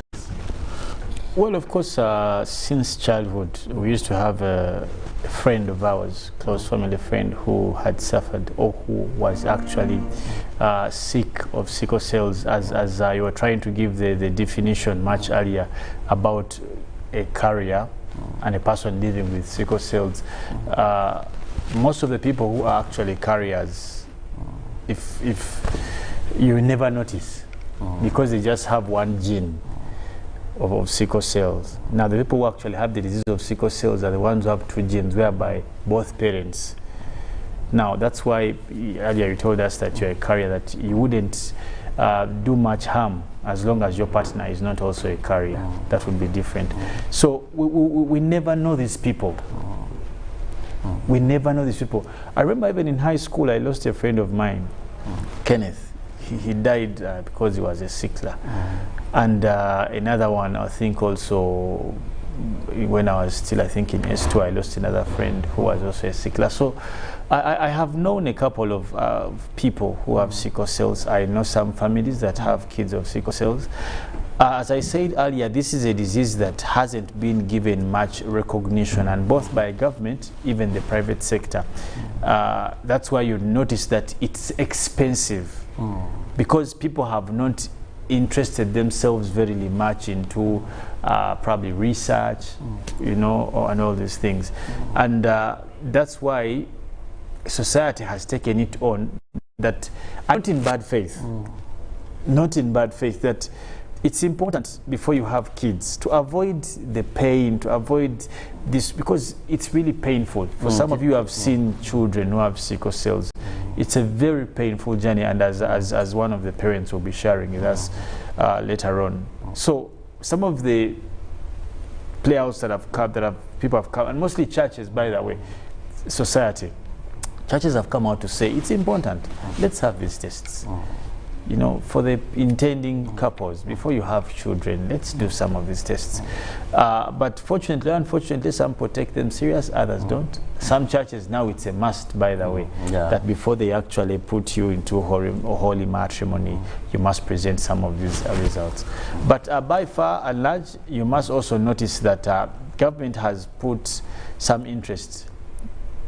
Now some doctors in Uganda are interested in studying, in trying to research about sickle cells per se. And no wonder, on a day like this, where the government chooses to make celebration of the World Sickle Cell Day, it's also a message.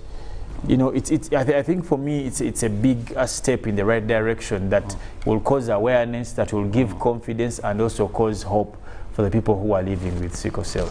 Well, I learned about sickle cells, I think, from the time I began to reason. Why did I? Because I come from a family that is regionally dominated with sickle cells, right from my grandmother. I don't know who of my grandmother, but I know they were both carriers. So there were 16 children, and you have, I think, about 10 succumb to sickle cells. So when we grew up, we know about that. And when it came to my parents, that is my father looking for a partner within the same vicinity, they told my mother, don't get married to that family, because they have a disease that kills them in huge numbers. Literally, they know by then that I think it was sickle cells. However, later, they got to understand that it was sickle cells. And I grew up knowing that you must have that test. Before you choose a life partner, you must have that test, or what will happen, because you're a carrier, you end up producing children that have sickle cells, and there were examples in the family, so and so, so and so, so and so, endless examples there. But one thing I recognize, like Felix, you've said that many people still associate it with maybe bad luck, something wrong with the family, and they forget that yes, it is a genetic disease, like you rightly said. If a carrier and a carrier, it's passed on. But still, there is a way we can avoid it. Now, very important is to look at this treatment in this country, Felix. Do we have readily available treatment? Most of the times, we've seen people flown to India, other countries, when it comes to a point and a bone marrow transplant is required. Actually, Robert, in relation to what you're saying, in 2015, there was a national sickle cell survey, and according to that, it also gave a replication that the surveillance study indicated that in 2015 you had at least 13.3% of the total population of sickle cell with sickle cell trait. Now the prevalence of that trait was at least over 15% in high prevalence areas, and that would also give you a 0.7% of the people who had sickle cell disease. Now the disease itself. You would also note that at least over 20,000 babies are born per year with sickle cell disease, and 80% of them die before the age of 5. The age of 5. Now, the sickle cell disease also, it is a matter of fact that it contributes about 16% of the infant mortality in this country. What does that mean? It means that you must take true charge as a government, as private sector, to interest yourself on how we can avoid or reduce this. If you have 16% of this causing death in kids, it's a big number. It's a big number. So we must find straits, and both society, private and government, in terms of that. Well, Dr. Ivan Mukisa, who is joining us via Zoom. Doctor, when we talk about sickle cell disease, let's first understand your experience as a parent. Let's begin at that.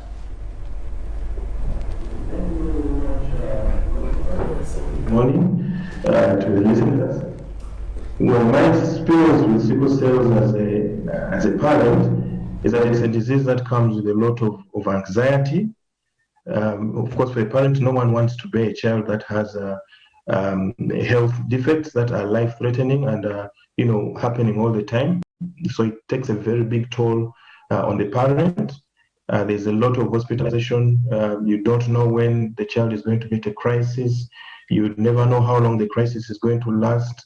You always have this fear that maybe my child could die during this crisis. And then at the end of the day, of course, your work is also affected. You have family coming in to help you sometimes to take care of the child. That is also distorted. You have hospital bills coming in as well. But of course, also the other most important thing is seeing your child in pain, and you can't do much about it, because this is a kind of pain that when they describe it, they say it's about 8 times or 10 times the kind of pain that a woman goes through during labor. So you imagine your child going through that kind of pain, and you don't know when it's going to hit again. You don't know how long it's going to take them. So that's one of the things that we always had to go through for almost 8 years, and it was quite a toll. It took quite a toll on us. Let's look at the treatment available. How easily, how accessible is the treatment for sickle cells? Well, some of the treatment that they recommend, for example, regularly taking folic acid. Folic acid is a vitamin that helps in building blood cells. So regularly taking folic acid, that you'd say is quite available all around. At a certain stage, they will tell you to give the child antimalarials to prevent against them getting malaria, because malaria is very, very bad for them.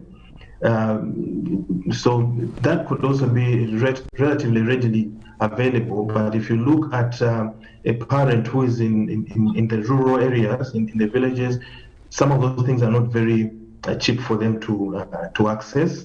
There are other drugs like hydroxyurea, which we had to use at some point. That is relatively expensive. You have to be on it for quite a long time, and the doses keep changing. That's quite costly.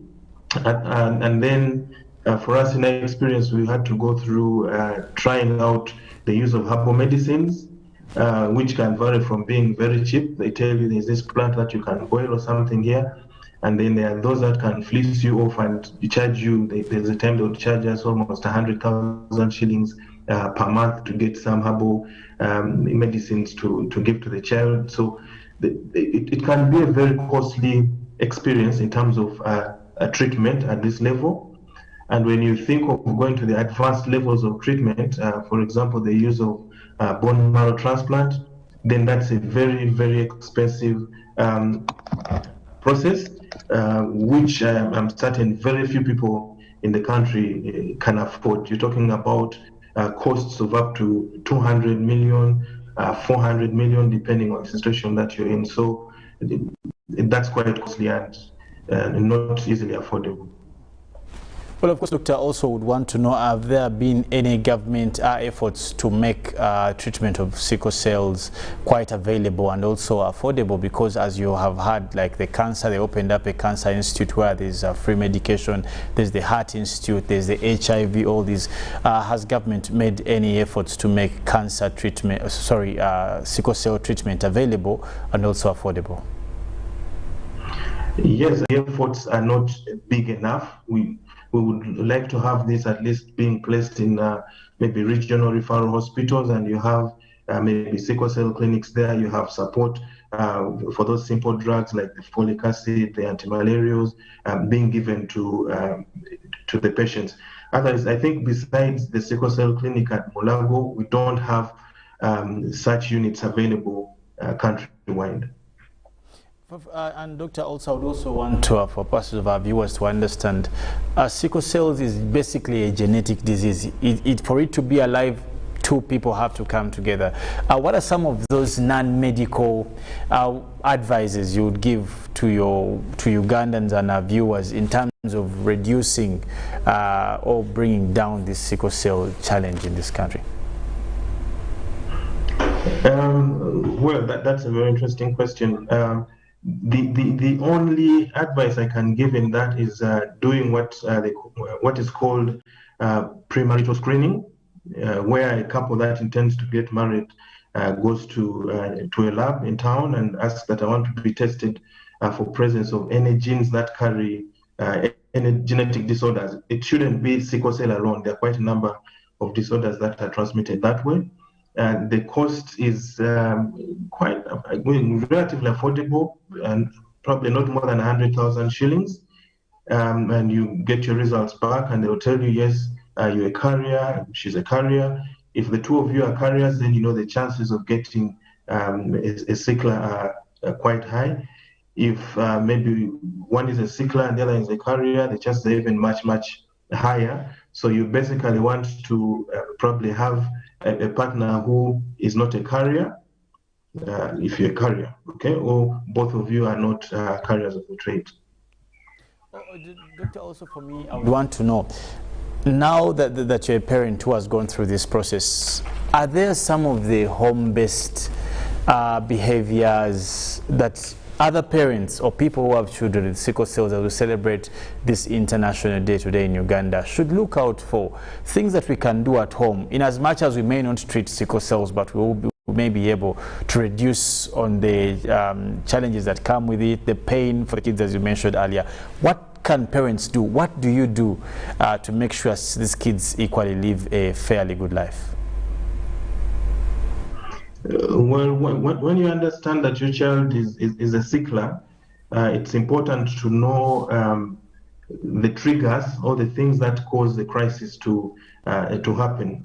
A crisis is when the child gets into intense pain and they have to be hospitalized, but they're usually precipitated by a number of things. It could be illness, when the child gets an infection, maybe the child has gotten malaria. So you need to watch out for such things not happening, ensure that the child has sleeps under a mosquito net, ensure that there is adequate hygiene in the home so that the children are not easily getting infected by things like coughs and flus. You also need to make sure that the children do not play too much, because one of the other things that predisposes them to getting a crisis is when they play too much and are exhausted, are very tired. That will make them easily get into a crisis. For our child, we had, for example, noticed that whenever she swims a lot, she easily gets predisposed and can get a crisis. So you need to watch out for their level of activity and make sure it's not extreme or intense like for the other normal children. Of course, the other is also look at their feeding, make sure that they are having a balanced diet, having sufficient fruits and vegetables to boost their blood cell production. Doctor, also take us through how a parent can get to understand that my child is a sickler, because we know many parents spend a lot of time trying to guess, visiting clinics to find out what the problem should be or could be, yet it could be sickle cells. Okay. Well, that's an interesting one, because it also took us a bit of time to understand that our child was a sickler. When the child is still young, you might get through phases of the child frequently falling sick, and when the child is frequently sick, you go to hospital, they check for malaria, it's not malaria, they check for infections, it's not infections, and then the doctor can just keep on treating, say, oh, let's treat for an infection, when they're not paying attention to looking out for other things. So if your child is frequently falling sick and the doctors can't really point out what illness it is, then you could start getting pointers that maybe there's some other underlying sickness that I could look out for. One of the things that actually the nurse who discovered that her child could be a sickler was that she just looked at the fingers of the child. The fingers of children or babies that are sicklers tend to be fat at the base where they come from the palm, and then they taper or become smaller or slimmer towards the end. Then they call it the pencil-like fingers. So if your child has that sort of appearance of the fingers and they're always falling sick, they're always crying a lot, when you give them painkillers, you try to soothe them, they just keep on crying endlessly, then you begin to suspect that there could be something else that is disturbing them. For me, one of the things that that also helped me to have suspicion was knowing family history, knowing that from my family there's been a sickler that was known. So I suspected that we could be having something else going on and not just infections. So it's important to try and question the family history, ask your parents or relatives. But of course, the other thing is testing. Okay, if you can test as early as 6 months of age, it's possible for you to tell. Then also, we're in a cold weather time, and usually there is what we call attacks for persons with sickle cells. How best can this be solved? Because this is a time when they're in very, very absolute pain. What are some of the remedies you would recommend for a sickler or a parent having a child with sickle cells? Yes, sorry, I'd actually also forgotten to mention that cold is one of the factors that can make them get attacks. One of the things about managing the sickle cell attacks is knowing that you have to deal with the pain, manage the child's pain because it's so intense. You need to give them painkillers. You need to make sure that they are hydrated. They should drink a lot, because during the crisis, their red blood cells have sort of like clogged and are held up together, making it difficult for the blood to flow through the vessels.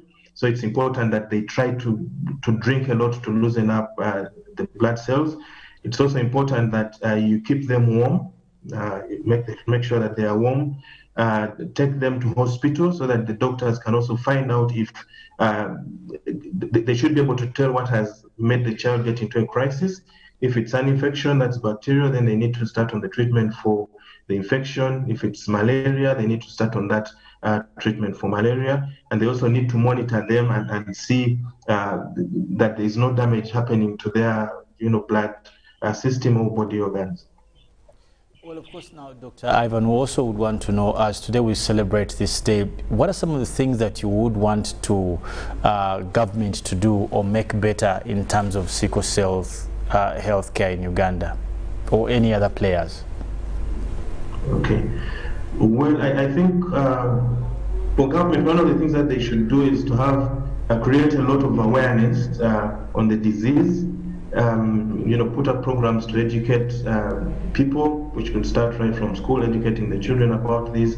Make services for pre-screening relatively available or freely available at regional hospitals, so people can easily go there and do the checks.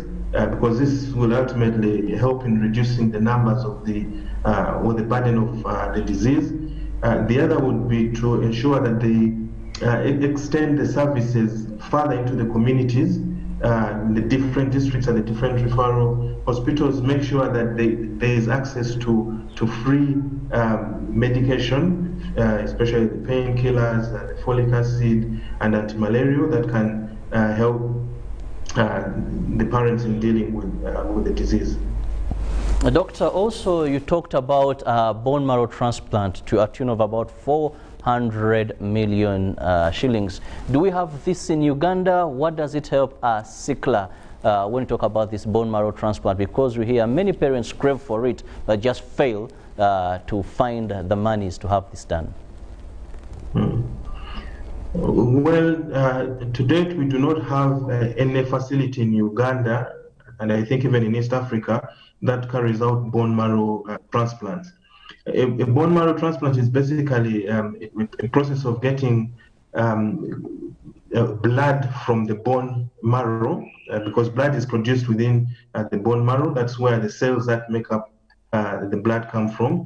So the process involves getting that bone marrow from a donor who has to be compatible with this patient, and then this bone marrow is introduced into the body of the sickler so that it can take over the production of red blood cells that are not defective. So in that sense, the blood of the patient is replaced with the type of the blood from the donor, and from that point on, of course, the child or the patient will start producing blood that is okay, and they will no longer suffer from the disease itself. It's very costly, of course. It's very costly, has its side effects and all that, but we don't have it available in Uganda. We had to do ours from India. Some people have done it from the US, from the UK, Sweden, and then countries such as that. Well, Doctor, I want to thank you so much for your time and, of course, waking you early this morning. But before I let you go, any word to the sicklers right as we celebrate this day? Well, to the sicklers, I will say take heart, find out some of the things that predispose you to the crisis.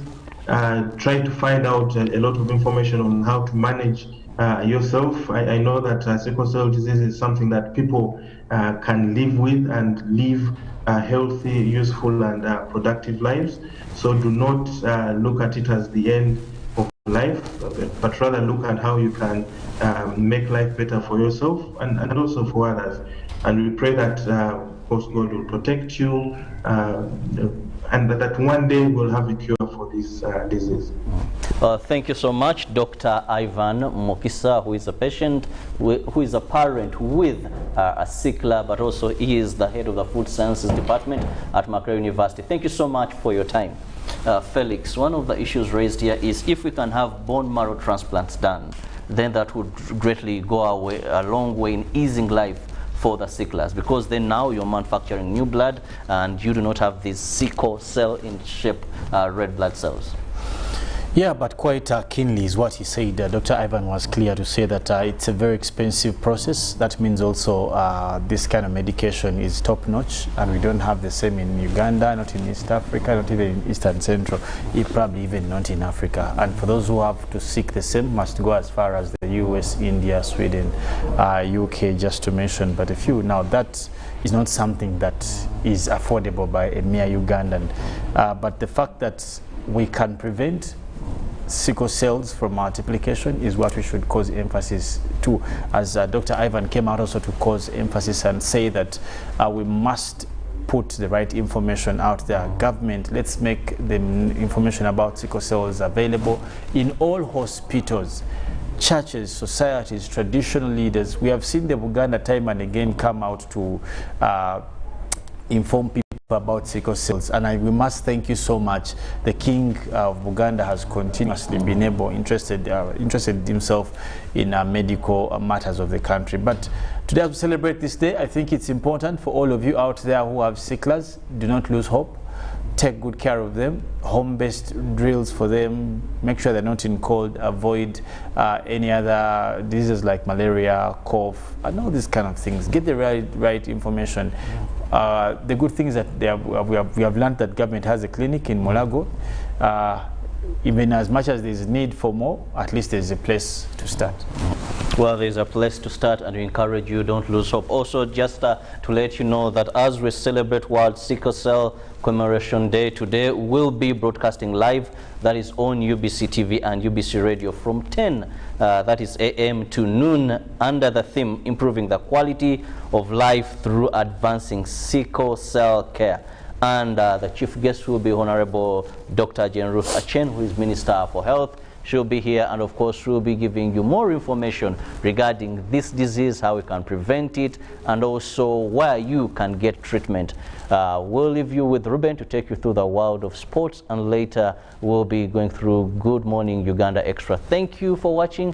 Keep with us as we fulfill our mandate of informing you of well-gathered, authentic information that will help you go through these 42 days of lockdown. God bless you.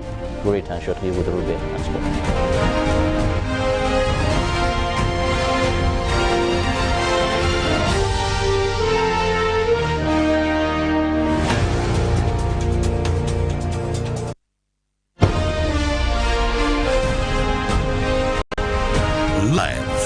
UBC Studios in Kampala. This is Good Morning Uganda. Prosper with Airtel Money today. Agent application and registration is free of charge. All you need to submit as a sole proprietor business is a letter from the business owner requesting for a SIM card and the purpose of the SIM card. Certified copy of Certificate of Registration of the Business issued by URSB. Certified copy of Statement of Particulars of the Registered Business and supporting statutory declaration in verification of the particulars. Copy of Valid Trading License. Copy of Operational License issued by the relevant regulatory authority. Copy of TIN Certificate issued by URA. Valid National ID for Ugandan proprietor or passport for foreign national, including